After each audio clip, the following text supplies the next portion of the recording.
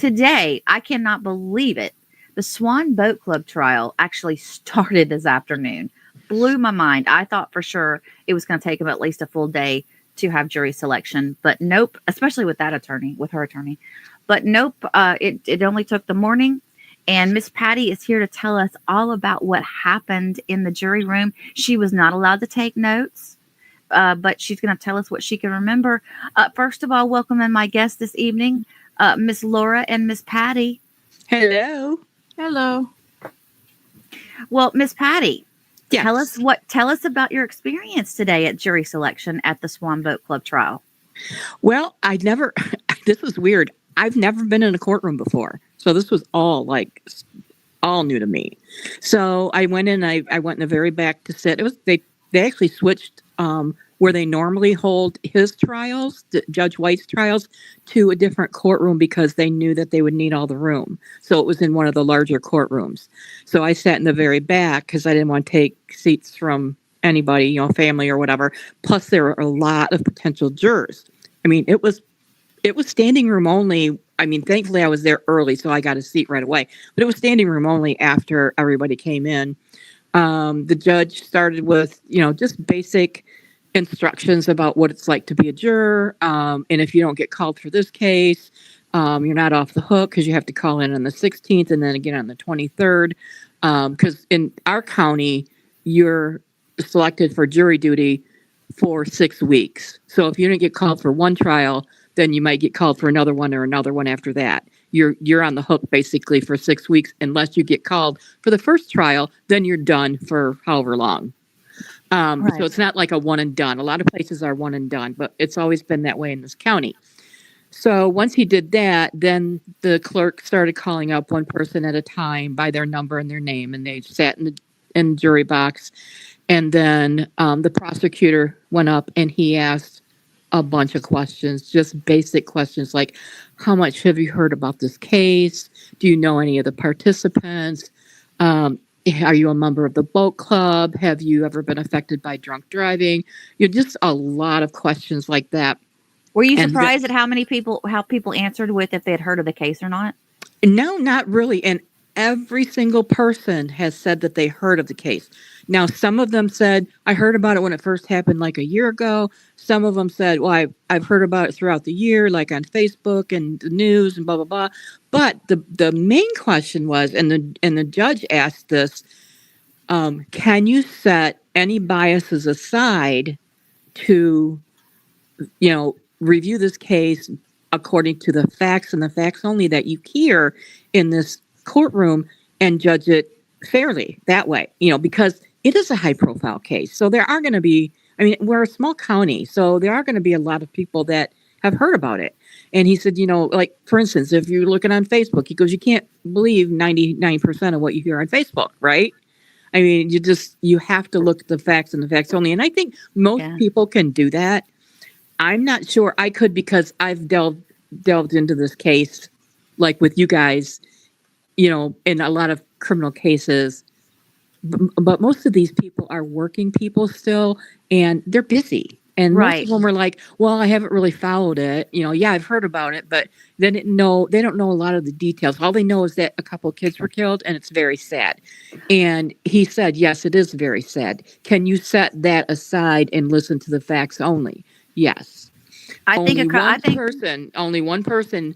Well, one came up and she was crying right away, and she could hardly even talk. She was crying, and she knew some of the people and some of the victims, and they're like, the judge was like, I'm just calling it. Go, leave. You're not gonna stay. And then another one, he was a little ticked at her because she said that she couldn't set her biases aside. She goes, I already have my opinion. And he says, but you haven't heard any of the facts of the case. The only thing you've heard is what you've heard on the news. A lot of times the news is wrong, or it's just an opinion of the news reporter, or, Facebook or whatever. He said, you can't set those biases aside and look at just the facts. She said, no. And he says, so if you voted today, right now, she said, oh, she's guilty. He goes, I have a feeling that you're just saying that to get out of jury duty. He goes, well, I got news for you. He goes, you can leave today. He says, but you're not getting out of jury duty. He says, you need to call in on the 16th and the 23rd. You're excused. He was Oh, ticked. He oh, was ticked. oh. And Well, I'm you know like, what? you go, Judge White. Tell us about. Well, I don't want to Because sidetrack you too much, but tell us about this he knows. judge. I think Tell. that he knows because he's been around for ever since I can remember.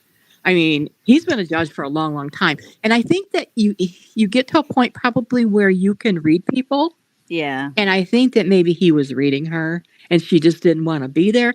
I could be wrong because I'm not really good at that, but I'm getting that impression that that's what he was thinking. She just didn't Exactly. want to be there.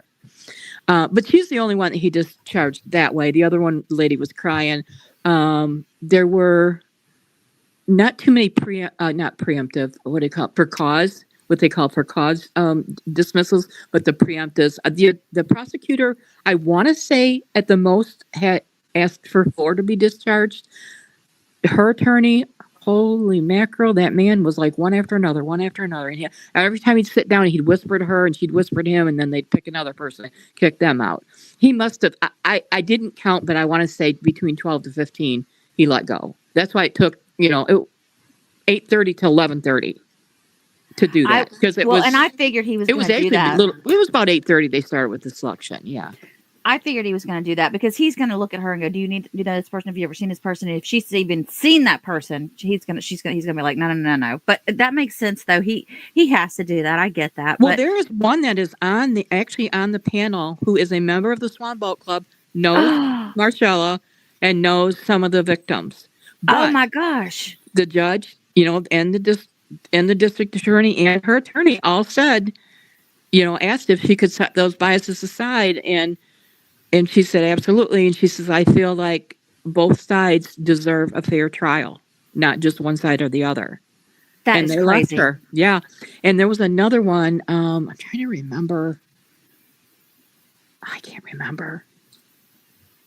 It was another one that her attorney wanted booted off because their family had been affected by a drunk driver. They had lost a family member or something by a drunk driver. Yeah. And the judge said, absolutely not. He said, she already said she can set those biases aside. He said, that is not cause. Oh wow, that surprises me though. Yeah. I No was wonder- a little bit surprised at that one too. No wonder they seeded so quickly. I mean, a lot of times they're more. I don't know. Just from what I've seen, the parts we've only been able to watch jury selection, I think twice, but it seems like they're anybody that has any inkling.